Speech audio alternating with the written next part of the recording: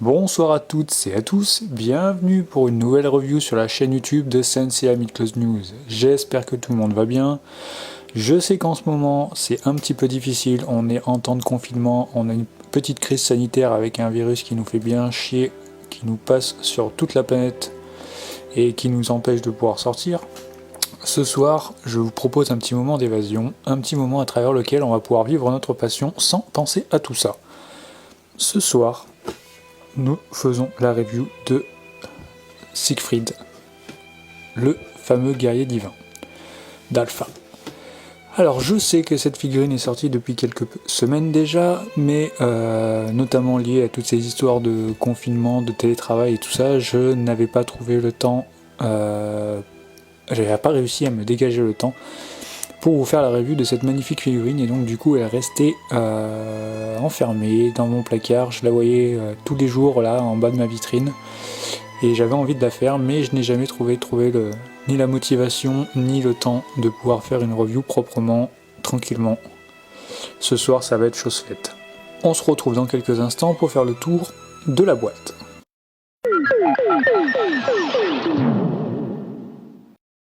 Donc les amis, on se retrouve pour la boîte. Donc la boîte, Bandai innove, c'est la première fois qu'on voit cette charte graphique pour une boîte de Midcloth EX. C'est-à-dire une charte graphique sur laquelle on retrouve un fond typé paysage nordique. On peut voir clairement derrière des montagnes enneigées, quelque chose typique de la Norvège, la Suède, des choses comme ça, et qui correspond du coup à ce qu'on peut attendre dans le royaume d'Asgard, dans Senseiya, et typiquement aussi de la mythologie nordique. Pour la boîte, donc à part ce fond derrière qui a changé et qui va être celui qui va être caractéristique des chevaliers d'Asgard, des guerriers divins, pardon, pour la gamme des Midcloth EX, on retrouve après du grand classique, hein, donc les logos de Tamashii, de la Toei, de Bandai, là, le logo de Senseiya, et ici le logo des Midcloth EX. Sur le côté, on a notre ami Siegfried dans une pose un peu plus dynamique. On voit que là il est en train de pointer du doigt avec un point un peu plus serré le long du corps. On le sent un petit peu énervé. Le visage qui lui a été émis aussi également permet de dire comme quoi il n'est pas tout à fait serein, prêt à attaquer. L'autre côté, donc le porte-armure, le dragon à deux têtes, le Siegfried, et derrière, le derrière, donc on peut voir ici l'ensemble des visages qu'on peut s'attendre à avoir à l'intérieur, donc 5 visages. Ici une petite représentation du casque avec ou sans la pièce qui vient fermer au niveau du menton, je sais plus comment ça s'appelle, jugulaire je dirais, je pense. Ici Siegfried avec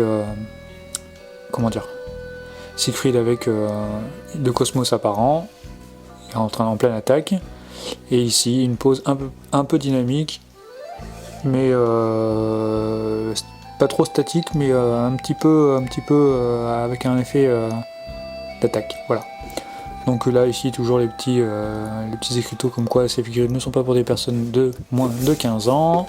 Sur le dessus on retrouve l'étoile de la grande ours, on retrouve la statue d'Odin avec son épée et son bouclier, statue que l'on revoit dans Senseiya et notamment jusqu'au bout de l'animé, de la partie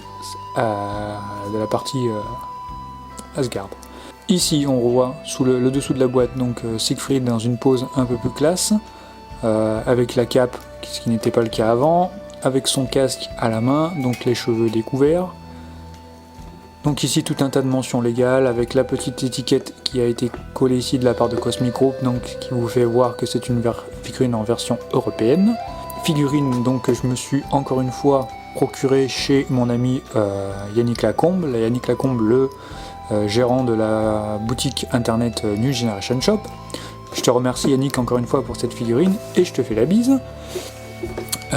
Voilà, et bien écoutez, maintenant du coup qu'on a fait le tour de la boîte, je vous propose qu'on passe pour faire l'ouverture et qu'on regarde le contenu des blisters. A tout de suite.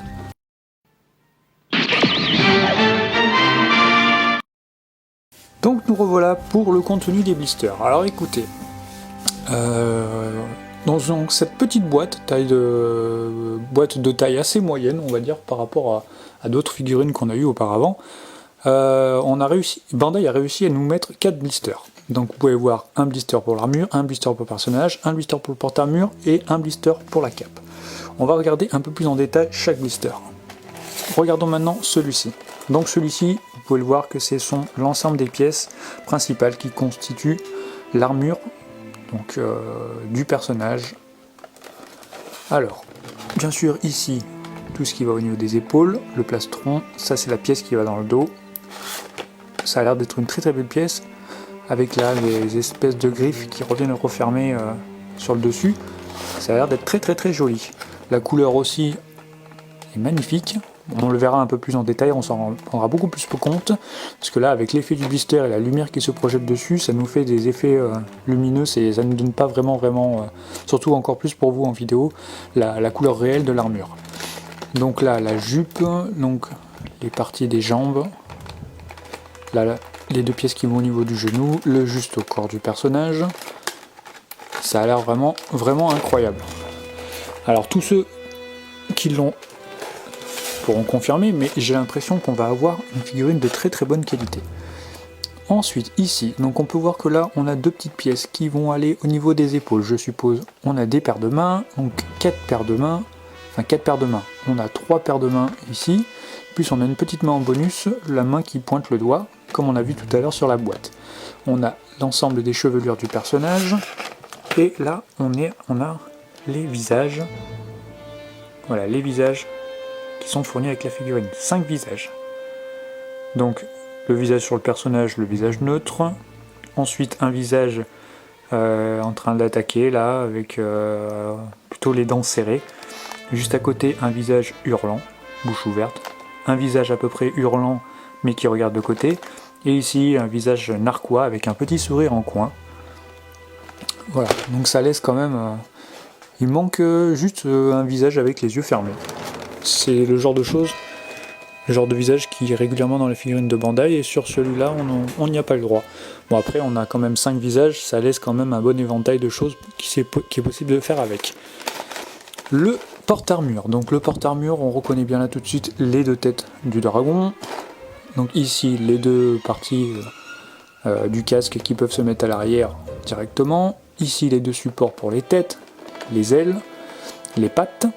Voilà. Ensuite, on continue. Le dernier blister, donc la cape du personnage. Cape blanche, bien sûr. Blanche aussi de l'autre côté. Et ici, c'est une dernière pièce qui constitue pour l'armure du personnage. Non, pour le porte-armure, pardon. Pas pour l'armure. Voilà. Et pour terminer, donc, la petite notice. La petite notice donc, qui reprend la charte graphique de la boîte, comme d'habitude chez Bandai. Donc, le dragon a 2 têtes. Voilà. Donc c'est en version ombrée, donc ce n'est pas une version pleine de couleurs, toujours avec un petit format noir et blanc. Ici on reprend le design du dessus de la boîte, voilà. Donc la notice je ne l'ai pas ouverte, parce que je pense pas que j'en aurai vraiment besoin. Si je n'ai besoin, je l'ouvrirai au cours de la review et je vous montrerai, voilà. Allez les amis, et bien écoutez, on arrête là et on se retrouve tout de suite pour le montage de la figurine en elle-même.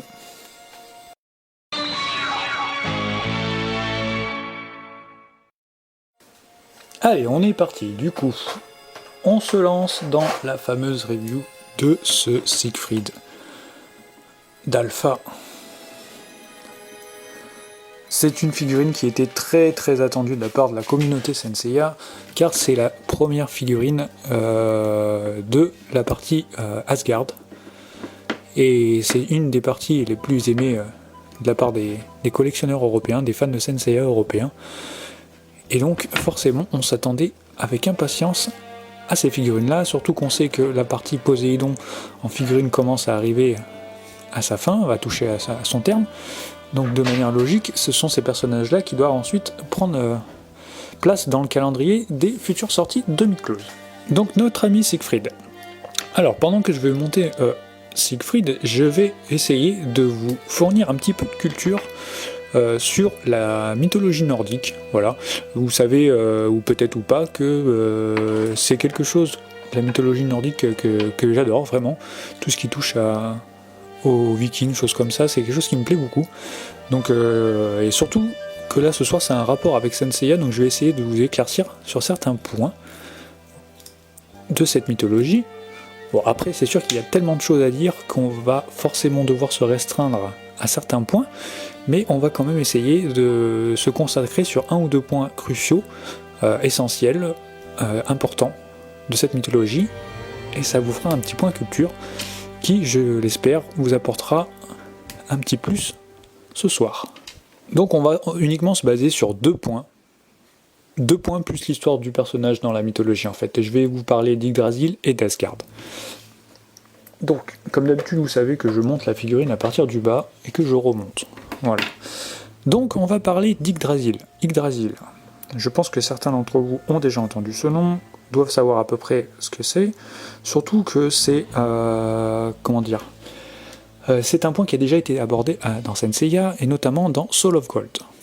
Donc, qu'est-ce qu'est Yggdrasil ? Yggdrasil en fait c'est un arbre cosmique. C'est l'équivalent de l'univers dans la mythologie nordique. C'est ce qui se rapproche le plus de l'univers tel que nous on le connaît. Alors, une petite pause, regardez un petit peu ce bleu là. Là par contre vous pouvez bien voir la teinte de la couleur et c'est vraiment de toute beauté, vraiment une très belle pièce. Alors Siegfried est un personnage qui est symétrique jusqu'ici. Après au niveau de l'armure il y a une petite différence après au niveau de l'avant-bras et au niveau d'une épaulette. On va avoir tout ça après au niveau du montage. Donc comme je vous disais, l'Yggdrasil. Donc l'Yggdrasil, l'arbre cosmique. Cet arbre donc on voit dans Soul of Gold et qui notamment donne un boost de puissance aux personnages aux guerriers divins, aux God Warriors qui sont dans ce nouvel arc. Hop, la petite pièce du genou. Donc cet arbre en fait, représente l'univers et il est composé de 9 mondes. 9 mondes qui sont sur 3 niveaux et qui sont diamétralement opposés. Donc sur 3 niveaux. Le niveau le plus haut. Tout en haut, vous avez 3 mondes. Donc le royaume d'Asgard, bien entendu, celui qui va nous concerner le plus ce soir. J'avais cru voir un petit pet. Je sais pas si c'est un éclat de peinture. Peut-être bien que si, ou un petit défaut de peinture sur ma pièce. Je sais pas si ça va bien se voir pour vous. Donc le royaume d'Asgard, le royaume des As. Les As, ce sont les dieux nordiques. L'équivalent, enfin c'est le nom que l'on donne aux dieux nordiques. Ensuite, comment ne pas oublier aussi de vous mentionner que au royaume d'Asgard, vous avez le fameux Valhalla, le Valhall. On en reparlera plus tard. Ensuite, dans le deuxième monde de ce premier niveau, le Vanheim, le royaume des Vannes, ce sont une autre catégorie de dieux du royaume d'Asgard. Ce sont les dieux de la fertilité, de la paix et de la magie, entre autres. Et le troisième monde, c'est le Alfheim. Alfheim, le royaume des elfes blancs. Eux sont plutôt représentatifs de la force et de la fertilité. Ensuite, sur le deuxième niveau, par contre, la genouillère au niveau de ce côté-là, elle est un peu plus raide à rentrer. Ah, là, je pense que là, vous l'avez entendu, ça a fait un clic. Cette fois-ci, on y est. Donc sur le deuxième niveau, vous avez le Midgard. Le Midgard, c'est le royaume des hommes, celui dans lequel nous sommes, vous et moi ce soir. Ce royaume de Midgard, lui, il est relié à Asgard par un pont qui est en fait un arc-en-ciel et qui s'appelle le Bifrost. Donc vous avez une connexion entre le royaume d'Asgard et le royaume de Midgard, donc par un pont arc-en-ciel. Vous avez sur le deuxième niveau le Jotunheim. Le Jotunheim, en fait, c'est le monde des géants et des trolls. Hop, ça c'est une pièce qui cette fois-ci est en plastique. Pour les autres là on était pour l'instant sur du full métal. Ici on est sur du plastique comme d'habitude. Voilà. Qui s'ouvre. Je regarde surtout en fait s'il n'y a pas de différence de teinte entre le plastique et le métal. J'ai l'impression que le métal est légèrement plus sombre. Après ça dépend. Il y a différentes variations de teintes sur le personnage, donc c'est à prendre en compte aussi également. Voilà. Donc le Jotunheim, le monde des géants, les géants et les trolls qui sont à l'origine de la création du monde d'Asgard, de la mythologie nordique, pardon. Mais ça, on va pas trop en faire allusion ce soir, parce que sinon on va trop s'écarter du sujet, mais on pourra peut-être l'aborder dans une future vidéo, vu que nos amis de chez Bandai risquent de nous faire l'ensemble de la gamme, j'espère, je croise les doigts, en Midclose EX. Alors, pourquoi ça ne rentre pas? Je vais prendre un petit peu de temps. Voilà, tout va mieux. Donc ça, n'oubliez pas, hein, ça se monte et ça se descend pour pouvoir ensuite se mettre comme il faut sur le personnage. Le troisième monde du deuxième niveau, c'est le Nidavellir, le royaume des nains. En fait, les nains, ce sont les peuples artisans, en fait, qui ont été... c'est surtout les artisans qui sont là pour créer les choses pour les dieux dans la mythologie nordique, en fait. On continue.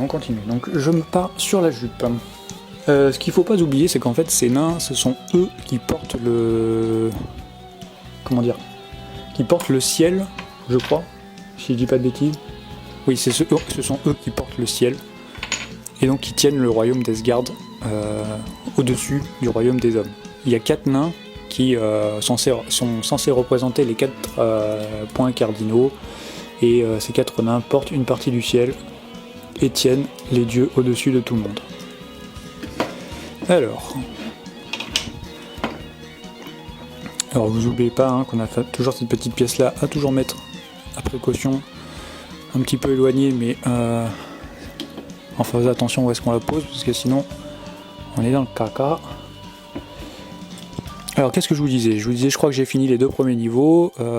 Ensuite le 3e niveau, ce sont les noms que je me rappelle le moins à chaque fois. Il me semble que c'est le Niflheim, donc le royaume des Nibelungen. Les Nibelungen, je vous en parle pas ce soir, parce que vous doutez bien, en étant fan de Senseiya, que l'on va avoir un personnage qui sera entièrement consacré à la saga des Nibelungen. J'attends sa sortie pour vous en parler un peu plus. Je veux juste vous dire que le royaume des Nibelungen, c'est un royaume de glace, en fait. Oui, c'est le royaume des glaces. J'ai du mal, je crois que c'est la pièce de la jupe derrière. Il y a un petit souci, parce qu'elle se relève vachement. Alors je sais pas si c'est normal, je verrai ça au niveau du montage plus tard. Ouais, ok. Donc oui, toc. Alors où est-ce que j'en étais? J'en étais au niveau du royaume des glaces. Donc c'est le royaume des glaces et des morts aussi, bien sûr. Il est relié à lui par au royaume des vivants, au royaume des humains, le Midgard, par un pont. Lui aussi, le pont, c'est que je me rappelle du nom, le Galurbur, quelque chose comme ça. Alors j'ai fait une petite coupure parce que la fameuse pièce qu'il ne fallait pas faire tomber, je l'ai fait tomber. Voilà, comme par hasard. Hein. Donc j'étais en train de parler du royaume des morts. Donc le royaume des morts, en fait, c'est lui aussi qui est responsable de toutes les maladies, des épidémies et des catastrophes qui sont sur le royaume de Midgard. Donc notre fameux petit coronavirus, si on suit la logique de nos amis nordiques, il vient de là-bas. Bon, j'arrive pas à me caler cette pièce, et je vous promets que ça va commencer à me chauffer. Ensuite, dans les mondes du dernier niveau, on a le Muspelheim. Le Muspelheim, c'est l'inverse du monde précédent, et celui, c'est par contre le monde du feu. Alors lui, il est dirigé par un géant qui s'appelle Surt, et qui est à l'entrée avec une épée de feu, et qui n'attend qu'une seule chose, c'est le Ragnarok. Donc le Ragnarok, comment vous appelez ça? C'est la guerre sainte, la guerre divine. Je pense qu'on en reparlera dans une prochaine vidéo pour vous expliquer vraiment en détail un peu plus ce qui se passe à ce moment-là. Et donc il y a ce géant-là qui est là avec son épée et qui attend qu'une seule chose, c'est ça. Et le dernier monde, si j'arrive à me coller cette pièce, c'est incroyable. Ça y est, j'ai enfin réussi à mettre cette pièce-là, donc je vous avoue que j'ai dû faire un petit cut et qu'en fait, pour vraiment arriver à mettre cette pièce-là, j'ai dû enlever le juste au corps là, mettre la ceinture d'abord, remettre le juste au corps derrière. Alors c'est peut-être marqué correctement, proprement dans la notice, mais l'habitude de monter les figurines comme ça, bah, du coup j'ai dû me tromper. Donc on reprend, donc le dernier monde, le Svartalfheim, donc le monde des elfes noirs, qui est à l'inverse celui des elfes blancs. Donc ce sont des lutins, des elfes magiques. C'est un monde qui regorge de l'ensemble des personnages qui habitent sous la terre en fait. Donc ce sont des personnages plutôt noirs, plutôt maléfiques. Voilà. Donc voilà pour une rapide présentation, assez détaillée mais pas trop, de l'Yggdrasil. Ensuite on va parler du royaume d'Asgard plus proprement en lui-même. Là. Alors le royaume d'Asgard, donc en fait ce qu'il faut savoir c'est que dans ce royaume, il est constitué de ce qu'on appelle des halles. Pardon, les halles. Donc les halles en fait ce sont chaque partie du bâtiment qui sont à l'effigie, qui sont représentées, qui représentent un dieu de la mythologie nordique. Donc ce fameux Asgard, en fait c'est au centre, vraiment au centre. Donc il y a 12 halles, puisqu'il y a 12 dieux nordiques.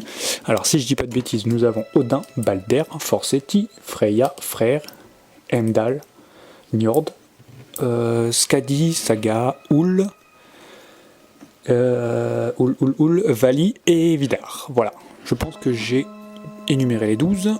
Alors, au niveau du personnage, vous voyez, après, je pense que là derrière, on aura soit le choix de mettre la pièce qui vient fermer ceci directement, ou alors on aura le choix d'aller lui mettre sa cape. Je vais lui mettre cette pièce-ci à la place, je vous expliquerai pourquoi après. Donc je reprends sur ma petite explication du royaume d'Asgard. Donc le royaume d'Asgard, au milieu, la halle principale, c'est celle d'Odin. Odin, c'est la plus haute, forcément, aucun humain ne peut voir le sommet, c'est impossible. Et la toiture en fait du royaume d'Asgard est recouverte en fait de boucliers en or massif. Et il est dit du coup que Odin, en étant tout en haut, il surpasse donc en hauteur tout le monde, tous les dieux et tout ça, tous les humains bien sûr. Il est capable de voir tout ce qui se passe sur l'ensemble. Ouh, la petite pièce là elle détache.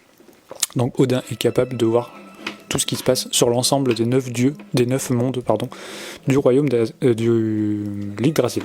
Ça m'embête un petit peu, j'ai pas entendu de clic, mais la pièce a l'air d'y être quand même. Bon, alors on va rester comme ça. Et donc dans ce fameux royaume d'Asgard, nous avons le Valhalla, connu sous le nom de Valhalla, mais en fait il faut plutôt le prononcer Valhall. Donc le Valhall, qu'est-ce que c'est? Quand vous mourrez en étant un nordique, vous avez deux choix, enfin, deux possibilités. Soit vous êtes mort valeureusement au combat et vous allez au Valhalla. Oh là par contre cette pièce là, à chaque fois que je manipule, j'ai ces petits pics là qui tombent. Donc pour éviter de les perdre, je les mettrai au dernier moment. Je vais les mettre de côté. Donc comme je vous expliquais, vous avez deux choix, enfin deux possibilités. Soit vous allez au Valhalla, donc pour les mains, donc c'est du grand classique, hein.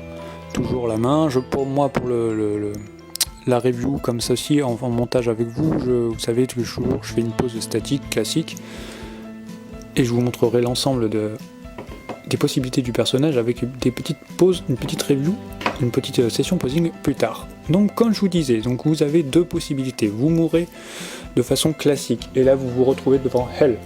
Hel, ce sont les personnes qui sont mortes de façon classique. Elle, c'est la fille de Loki et c'est la sœur de Fenrir. Voilà. Et sinon, si vous êtes mort de façon valeureuse au combat, en tant que guerrier, l'arme à la main, vous vous retrouvez donc devant Odin. Et là, vous siégez, vous vous retrouvez aux côtés d'Odin pour le reste de votre existence. Vous devenez un Heigenjarl. En fait, vous avez le banquet et le combat en illimité chaque jour. Chaque jour est un éternel recommencement. Chaque jour, vous vous battez aux côtés d'Odin dans la grande salle. Et chaque jour, vous mourrez au combat. Et à la fin de ce combat, vous avez le festin le plus grand jamais imaginé. Un petit peu comme le banquet d'Astérix, mais alors puissance 1 million. Et bien sûr, avec tout banquet qui se respecte, vous avez viande à volonté, puisque vous avez un sanglier qui meurt chaque soir. C'est le même sanglier, hein, je me rappelle plus de son nom par contre. Le sanglier meurt chaque soir, il sert de nourriture à tout le monde et revient à la vie le lendemain. Et vous avez une chèvre que l'on traite tous les soirs et qui elle fournit cervoise à volonté. Donc hop, notre petit personnage commence à prendre forme. Donc voilà en gros ce qu'on pouvait dire du royaume d'Asgard en faisant court mais pas trop, et surtout sur le Valhalla. Ensuite, vu qu'on parle de notre ami, notre personnage principal, Siegfried, que je continue à monter tout en racontant ces petites histoires, hop, donc voilà maintenant la pièce qui va servir pour l'épaule. Donc je pensais qu'il était intéressant de vous raconter l'histoire de Fenrir, pardon. Ça c'est ma grosse envie de voir Fenrir en figurine qui me fait dire ça. Donc plutôt l'histoire de Siegfried, et ce qui va être marrant c'est de vous faire comprendre que l'histoire de Siegfried a servi d'inspiration directe à Tolkien et au Seigneur des Anneaux. Donc Siegfried, à la base, vous expliquez que donc lors d'une petite balade, en fait, les trois amis Odin, Loki et un troisième dieu dont je ne me rappelle plus le nom, ça me reviendra peut-être au moment où au fur et à mesure que je vais vous raconter l'histoire. Donc ces trois étaient partis en balade, avaient décidé de s'amuser, et pour s'amuser, bien sûr, ils ont décidé de tuer des animaux. Voilà, donc une loutre et un oiseau, je sais plus ce que c'était. En cours de l'après-midi d'amusement, ils ont décidé donc de donner leur butin à un magicien qui traînait dans la vallée où ils ont été faire leur petit butin. Donc je vous montre l'ensemble des pièces qui vont faire hop, le visage, la tête du personnage. On a aussi la chevelure arrière avec une petite mèche sur le devant. Donc là, la mèche arrière, je pense que celle-ci, on ne doit pas en faire abstraction si on utilise celle-ci. On a la mèche de cheveux qui vient se mettre sur le casque, une fois qu'on aura mis le casque devant. Donc on a les deux parties principales du casque, ici, et la partie basse ici. Bien sûr, nous avons besoin de la tête du personnage, et je pense qu'on y est. Donc je vous racontais que ces trois amis ont décidé d'aller faire cadeau de leur bulletin à un magicien qui était dans la vallée. Or ce magicien avait une grande affection pour les animaux qu'ils ont détruits, qu'ils ont tués. Et donc celui-ci a décidé de les punir. Il a capturé les trois dieux, tout simplement, les a enfermés. Cet homme-là avait un fils qui s'appelait Siegfried. Hop, bon c'est assez simple au niveau du montage. Par contre, je me demande si j'ai pas oublié ça. Est-ce qu'il fallait, j'aurais sûrement dû le mettre avant.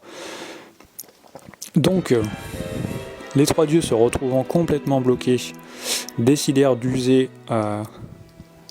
des talents de notre ami Odin pour essayer de s'échapper. Odin, après énormément de négociations, réussit à avoir un accord avec le magicien en lui disant que, je viens de me rendre compte que je vous ai dit une bêtise en fait, donc le fils du magicien ce n'était pas Siegfried mais c'était Fafnir. Oui, donc du coup, pour revenir à nos explications, donc voilà, le nom du troisième dieu c'est Oni, ça me revient. Donc ça vient ici, donc Oni, Loki et Odin, avec force de persuasion, arrive à faire croire à notre ami le magicien que s'il les libère, il fera de lui l'homme le plus riche du monde. Le magicien accepte en donnant une seule condition, c'est que l'on recouvre son fils d'une peau d'or. Donc les trois dieux, rois de la supercherie, ont bien compris qu'il tenait là un moyen de s'échapper. Et donc du coup, c'est Loki qui est libéré pour aller récupérer tout l'or possible. Loki, petit malin, dieu, un des dieux les plus malins, les plus vils de la mythologie nordique, part en direction du royaume des nains, et dans ce fameux royaume des nains, il y en a un qui possède un anneau magique. Sauf que notre ami Loki ne le savait pas. Il récupère donc tout l'or de ce nain, plus l'anneau qu'il portait à son doigt. Cet anneau, donc qui est lui à l'origine, qui est une inspiration, la forte inspiration de l'anneau magique, de l'anneau pour les gouverner tous dans le Seigneur des Anneaux, cet anneau a le pouvoir de multiplier l'or en fait. C'est-à-dire qu'à partir d'une pièce d'or, il peut vous faire devenir l'homme le plus riche qui existe. J'ai dit que je ne lui mettais pas la cape, donc forcément je ne lui mets pas la cape. Donc Loki revient avec son butin, il recouvre le magicien d'or et il laisse à son fils uniquement l'anneau en guise de récompense. Le magicien libère les trois dieux, ils retournent chez eux, sauf que l'anneau avec ses pouvoirs magiques envoûte le cerveau de notre ami Fafnir. Fafnir se transforme, il est tellement à l'image de Gollum dans le Seigneur des Anneaux, il est tellement perturbé par cet anneau qu'il arrive à tuer son père pour devenir l'unique possesseur de tout l'or du monde. Fafnir, comme Gollum, devient une bête et se transforme physiquement. Il devient le dragon Fafnir, qui ensuite va être l'ennemi que notre ami Siegfried va vaincre. Ensuite, l'histoire de Siegfried, elle est un peu plus courte, et vous la connaissez presque tous, vu qu'elle est presque entièrement relatée dans Senseiya. Donc notre ami Siegfried, valeureux guerrier, va venir tuer le dragon Fafnir, et va se retrouver arrosé du sang de ce dragon. Ce sang va le recouvrir des pieds à la tête, sauf une partie dans son dos, une feuille qui va se coller dans son dos et qui va être, comme l'histoire d'Achille et du talon, son point faible. Notre ami, chose qui n'est pas mentionnée après dans Senseiya, c'est que Siegfried, pour acquérir l'immortalité, va devoir faire rôtir le cœur de Fafnir et le dévorer. Donc j'ai fini de vous raconter cette histoire, ça tombe bien puisque j'ai en même temps fini le montage du personnage. Donc regardez, qu'est-ce que vous en pensez? Clairement, on a vraiment une superbe pièce. Alors je l'avais vu en photo plusieurs fois sur les différentes pages Facebook et lors de quelques petites reviews qui avaient été faites par mes amis, mes confrères, mes collègues youtubeurs, mais je vous avoue que l'avoir en main, c'est vraiment encore plus quelque chose, c'est incroyable, c'est vraiment une pièce absolument sublime. La gamme des Miklos EX, des guerriers divins d'Asgard, la partie Asgard, le chapitre Asgard, commence sur les chapeaux de roue. Vraiment, c'est... Waouh, quelle claque, quelle figurine, c'est magnifique. Vraiment, vraiment magnifique. La Miklos classique de Fenrir, putain, j'en veux décidément avec Fenrir là, de Siegfried.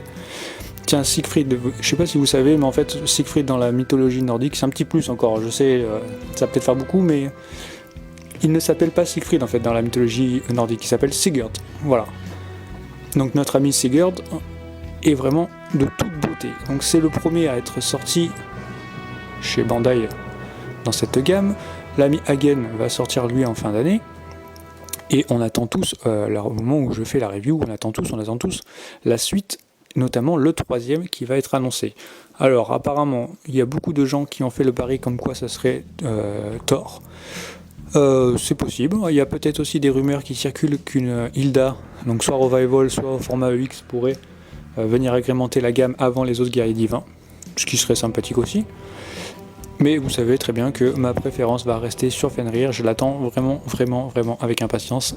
Et le jour où on va faire cette review, ça va être du grandiose. Écoutez, on met ce petit personnage de côté, et ce que je vous propose, c'est qu'on fasse un petit point comparatif avec le Sigurd, qui est sorti il y a quelques années maintenant chez Bandai. A tout de suite les amis.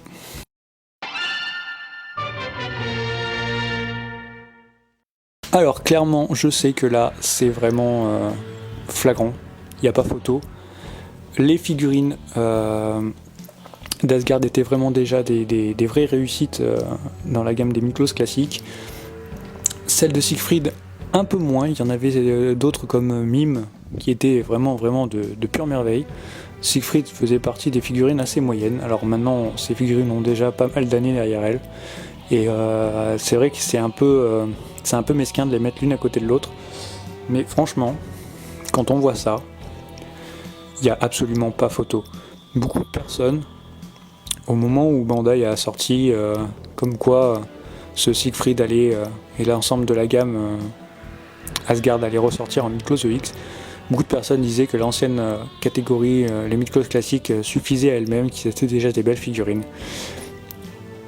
Franchement, oui, c'était déjà des belles figurines parmi la gamme classique, mais croyez-moi les amis, vous êtes peut-être réfractaires à la gamme des EX, mais là, si vous ne la prenez pas, si vous ne faites pas l'effort, vous loupez vraiment quelque chose.